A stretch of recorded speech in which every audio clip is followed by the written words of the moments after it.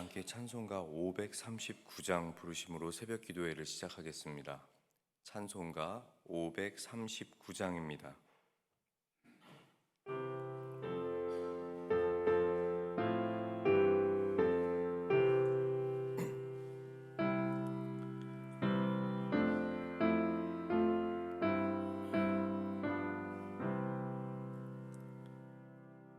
너 예수께 조용히 나가 내 모든 짐 내려놓고 주 십자가 사랑을 믿어 죄 사함을 너 받으라. 주 예수께 조용히 나가 내 마음을 쏟아놓으라. 늘은 미리 보시는 주님 큰 은혜를 베푸시리.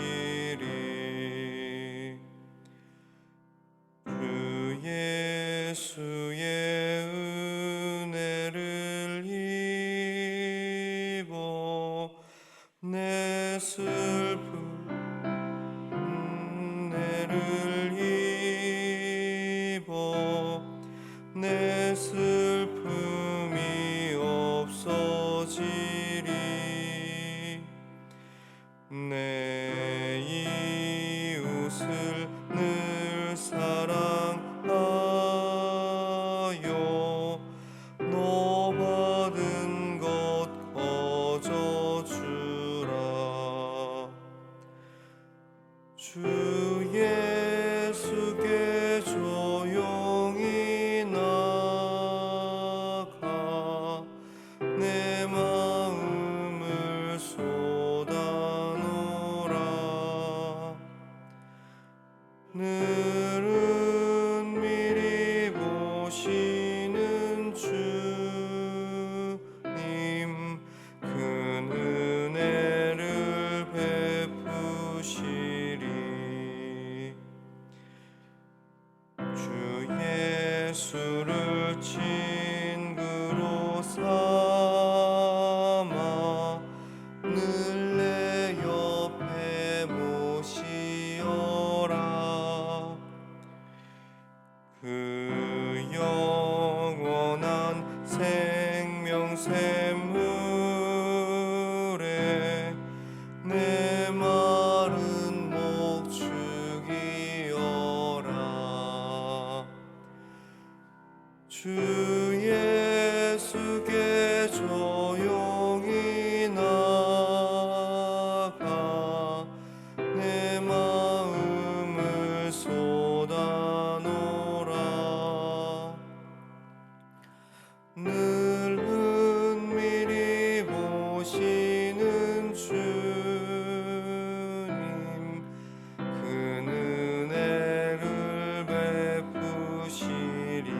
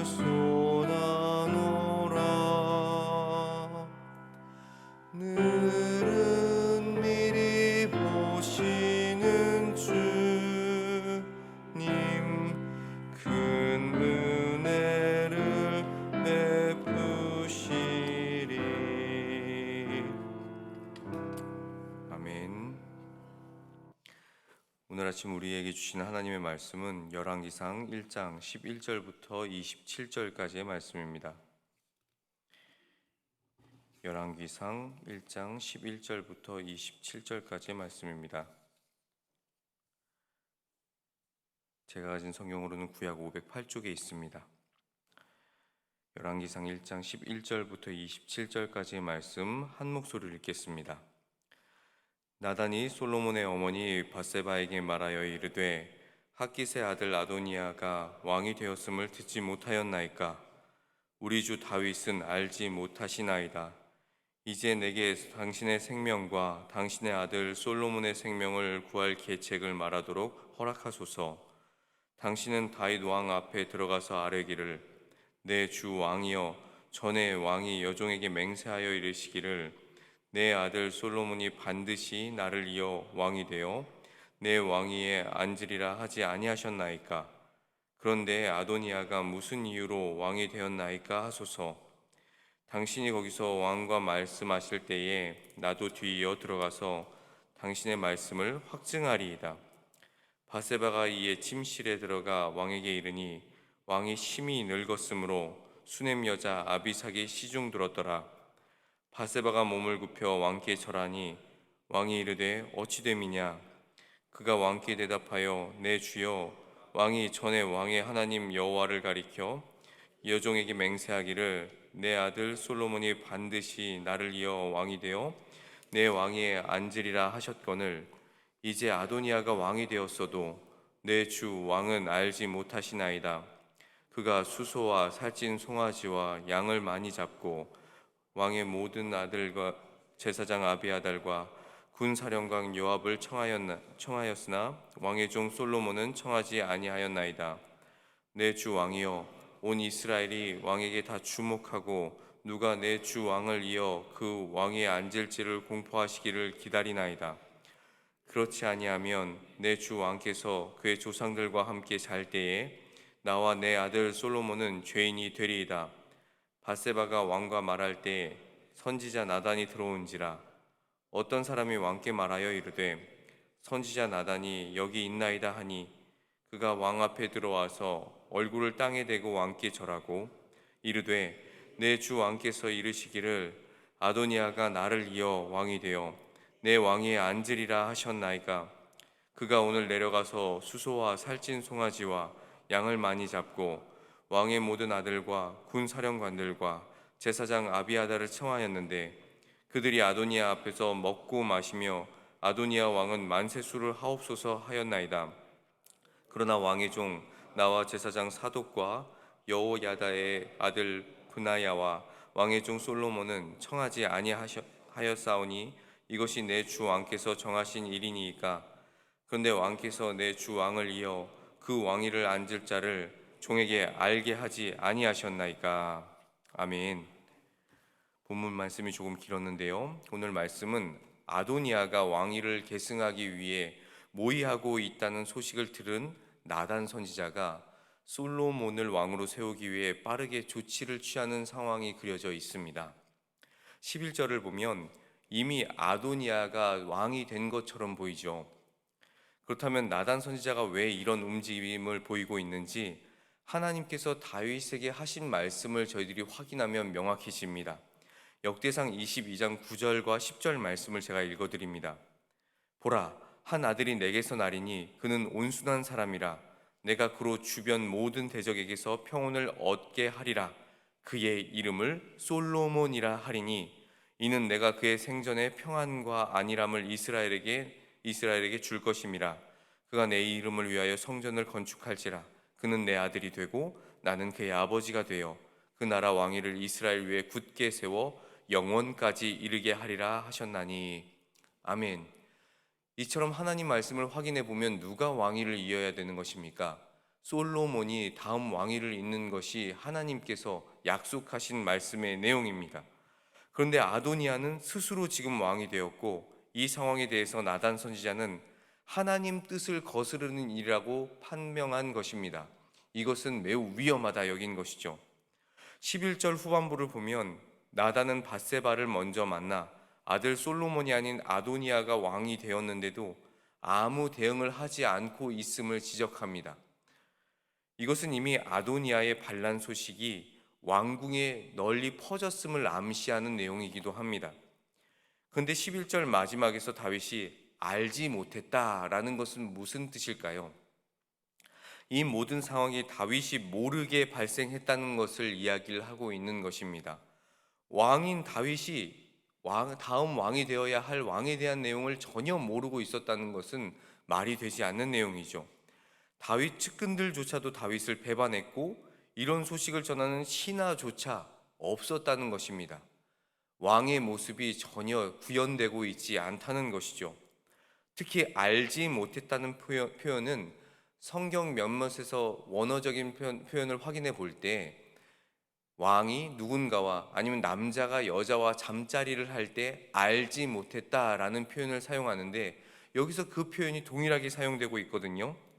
몇몇 신학자들은 열왕기상 1장 4절에 아비삭과는 잠자리를 하지 않았다라는 표현과 연결지어서 이미 다윗이 육체적인 것은 물론이고 정신적으로도 굉장히 무기력한 상태에 있음을 표현한다 이렇게 설명하기도 합니다. 그렇게 생각해 볼 때 다윗은 아도니아가 반역하려는 이 정황을 포착하였음에도 불구하고 하나님께 뜻을 구하며 이 사태를 어떻게든 수습하려는 모습을 보이기보다는 본인의 무기력함을 드러내는 상황이라고 여길 수도 있습니다. 어찌되었든 나단 선지자는 밧세바를 다윗에게 보내 그로 왕위 계승의 문제를 해결하려는 시도를 하고 있습니다. 12절 말씀을 보면 나단은 아도니아의 반역이 밧세바와 솔로몬의 생명을 위협하는 사건임을 명확하게 일깨워 줍니다. 왜 생명을 이게 위협하는 사건일까요? 예전 역사 드라마 보면은 뭔가 왕위가 바뀌게 되면은 기존의 사람들을 처리하게 되는 내용들을 보게 됩니다. 그러니까 왕권이 바뀌게 되면은 이 이유로 후한거리를 만들지 않겠다는 노력이 보인다는 것이죠. 이 상황을 전화위복으로 삼고자 나단은 이 제시하는 방안이 이런 식으로 진행이 됩니다. 밧세바는 다윗이 과거의 솔로몬의 왕위를 그녀에게 맹세했다. 이것을 상기시켜 달라는 것이죠. 왕에게 들어가서 다윗 왕이여, 예전에 당신께서 나에게 이런 약속을 하셨습니다. 이 이야기를 꼭 하고 있으면 내가 함께 들어가서 당신을 돕겠습니다. 라는 이야기를 한다는 것이죠. 다윗으로 하여금 솔로몬의 왕위가 어떻게 진행되는지 내가 함께 명확하게 진행을 하겠습니다. 꼭 밧세바 당신이여 이야기를 하세요 라고 말한 것입니다. 이런 나단의 지시에 따라서 밧세바는 솔로몬의 왕위 계승을 위한 역할을 잘 감당합니다. 15절 말씀을 보면 왕이 심히 늙어서 아비삭이 시중 들었다라는 내용만 보아도 다윗의 무기력함을 우리들이 명확하게 알 수가 있습니다. 이미 왕의 모습을 구현하고 있지 못하다는 것이죠. 밧세바가 들어왔을 때 다윗은 어쩐 일이냐 이렇게 묻습니다. 여기서 어쩐 일이냐라고 묻는 것은 뭔가 나에게 궁금한 내용을 네가 말해주겠느냐라는 의미가 될 수도 있고 뭔가 왕 스스로 내가 힘이 북돋을 만한 즐거운 이야기를 해주겠느냐라는 뜻이 될 수도 있습니다. 어찌되었든 어쩐 일이냐 물었을 때 왕에게 답하는데 17절 말씀을 보세요. 그가 왕께 대답하되 네 주여, 왕이 전에 왕의 하나님 여호와를 가리켜 여종에게 맹세하시기를 내 아들 솔로몬이 반드시 나를 이어 왕이 되어 내 왕에 앉으리라 하셨거늘. 밧세바는 다윗에게 당신이 여종에게 하나님 여호와를 가리켜 맹세했습니다 라는 표현을 사용함으로써 다윗이 맹세한 내용이 굉장히 신중했고 반드시 지켜져야 할 내용이라는 것을 상기시켜 주고 있습니다. 또한 지금 아도니아가 스스로 왕이 되었음에도 불구하고 다윗 왕이여 당신은 모르고 있습니다. 이미 하나님과 당신과의 관계 속에서 진행된 맹세가 어그러졌습니다 라고 이야기를 하는 것입니다. 19절 말씀에서 아도니아가 왕이 된 것을 자축하며 잔치를 벌였다까지 이렇게 설명을 하고 있죠. 이것으로 아도니아의 반역은 이미 현실이 되었고 수소와 살찐 송아지를 잡아 번제와 화목제를 드렸다는 것도 왕에게 확인시켜 줍니다. 여기서 특히 재물이 많다라고 설명을 한 것은 앞서 확인했듯이 이미 아도니아를 향한 추종자가 굉장히 많고 그가 잔치의 규모를 굉장히 크게 벌였다는 것을 이야기를 하고 있습니다. 왕의 마음을 건드린 것이죠. 왕이여, 당신보다 이미 이 사람이 스스로를 높이고 당신의 모습에 반하는 내용들을 하고 있습니다. 라고 말하고 있습니다. 지금 아도니아는 다윗의 측근을 모두 포섭하여 자신의 입지를 굉장히 단단하게 구축한 반면에 진짜 왕이 되어야 할 솔로몬의 상황은 반대가 되어 있습니다. 왕권 수립을 위한 입지를 구축하기는커녕 다윗이 죽고 나면 죄인이 될 것이라고 이야기를 합니다. 여기서 죄인이 될 것이라는 말은 무엇을 표현한 것입니까? 다윗 왕 이후의 모든 사람들, 아도니아의 이후의 사람들은 모두 죽임을 당할 거라는 것입니다. 당연한 이야기겠죠. 그러나 20절에서 온 이스라엘이 왕에게 다 주목하고 있다는 말을 통해 여전히 다윗이 이스라엘의 왕으로서 후계자를 선정할 권한이 있음도 명확하게 말해 줍니다. 23절에서 나단은 자신이 계획한 대로 밧세바의 말을 확증하기 위해 다윗이 솔로몬의 왕위 계승을 할 수 있도록 돕습니다. 24절에서는 아도니아가 나를 이어 왕이 되어서 내 왕위에 앉으리라 하셨나이까? 라고 말한 문장을 사용하고 있는데요. 이 문장만 보면 나단의 지혜가 얼마나 대단한지 알 수 있습니다. 이 문장은 본문 13절과 17절에서 나온 말씀에서 솔로몬이 반드시 나를 이어 왕이 되어 내 왕위에 앉으리라 라고 말씀한 부분에서 솔로몬이란 단어를 쏙 빼버리고 지금 아도니아로 바꾸어서 이야기를 하고 있다는 겁니다. 밧세바는 다윗의 맹세를 그대로 전달했지만 나단은 의도적으로 지금 주어만 바꾸었어요. 그래서 다윗의 경각심을 자극하고 하나님에게 맹세한 내용이 떠오르도록 만듭니다. 내가 그런 말씀을 하나님과 맹세하였구나. 내가 이 일을 반드시 이행하여야 되겠구나. 경각심을 갖도록 만드는 것이죠. 그리고 27절에서 나단은 또 뭐라고 말합니까? 아도니아가 왕이 된 것이 다윗 왕의 뜻입니까? 라고까지 이야기를 하고 있습니다. 마치 이 일을 진행한 것이 왕이여 당신이 한 것입니까? 추궁하듯이 이야기를 함으로써 이 일은 내가 진행하지 않았는데 무슨 일이지? 라고 생각할 수 있게끔 상황을 연결지어 말했다는 것이죠. 다윗이 하나님의 언약과 자신의 맹세에 대한 책임을 다하도록 촉구하고 이 모든 상황들을 돌이킬 수 있도록 생각하게 만든 것입니다. 옳고 그름이나 대의 명분이 중요할 수 있겠지만 그것을 어떻게 해야 할지 아는 지혜로운 실행력이 없으면 이 모든 일들은 그저 지나가는 바람과 같습니다. 하나님의 일들이 우리들의 삶 가운데 그렇게 적용되어야 합니다. 오늘 아도니아의 반역으로 진행되는 이 왕위 찬탈 과정을 통해서 우리들의 삶에는 어떻게 문제들을 해결해 나갈 수 있을지 생각해 보면 좋겠습니다. 우리의 인생의 기조는 다른 무엇이 아닌 바로 예수 그리스도입니다. 또한 인간의 탁월함보다 하나님의 선택과 결정이 수용되고 그것을 따르는 것이 우리들의 삶에는 매우 중요한 가치입니다. 이 기조가 지켜지고 계승되기 위해서는 지혜롭게 움직이는 하나님의 백성이 되어야 합니다. 아도니아의 반역으로 왕권이 흔들릴 때 밧세바와 나단 선지자는 지혜를 발휘하죠. 나의 뜻이 이루어지기를 바라며 이 진행한 일이 되었다면 이 모든 일들은 모두 허세가 되었을 것입니다. 망가졌을 것입니다. 그러나 그렇게 진행하지 않고 하나님의 뜻이 이루어지기를 바라며 진행한 모든 일들이었고 일의 경중을 따졌을 때 이것은 매우 시급하다고 느꼈습니다. 그래서 나단 선지자는 빠르게 움직입니다. 밧세바를 만났고 왕에게 들어가서 맹세한 내용들을 확인시켜라. 내가 같이 들어가서 너와 함께 하겠다. 이렇게 일을 실행하게 됩니다. 하나님께서 허락하시는 나의 가족, 나의 친구, 교회 등 우리들에게 허락된 모든 관계와 공동체는 매 순간 행동하고 그에 따르는 결과를 수반함으로 모든 것들이 유지됩니다. 아무것도 하지 않고 배짱이처럼 하고 있다면 아무 일도 일어날 수 없다는 것입니다. 늘 하나님의 말씀에 귀를 기울여야 합니다. 그분께서 지금 바라시고 원하시는 것이 무엇인가? 그리고 그 뜻에 맞추어서 빠르게 일을 진행하는 태도도 우리들에게는 반드시 요구됩니다. 하나님 앞에 충성된 종은 잠언 말씀을 보면 마치 얼음 냉수처럼 주인의 마음을 시원케 한다고 말씀합니다. 우리 안에 발생하는 다양한 문제들을 늘 주님 앞에 아뢰고 허락하시는 지혜로 해결하여서 하나님의 마음을 늘 시원케 해드리는 저와 화평의 성도님들이 되시기를 주님의 이름으로 축복합니다. 기도하겠습니다.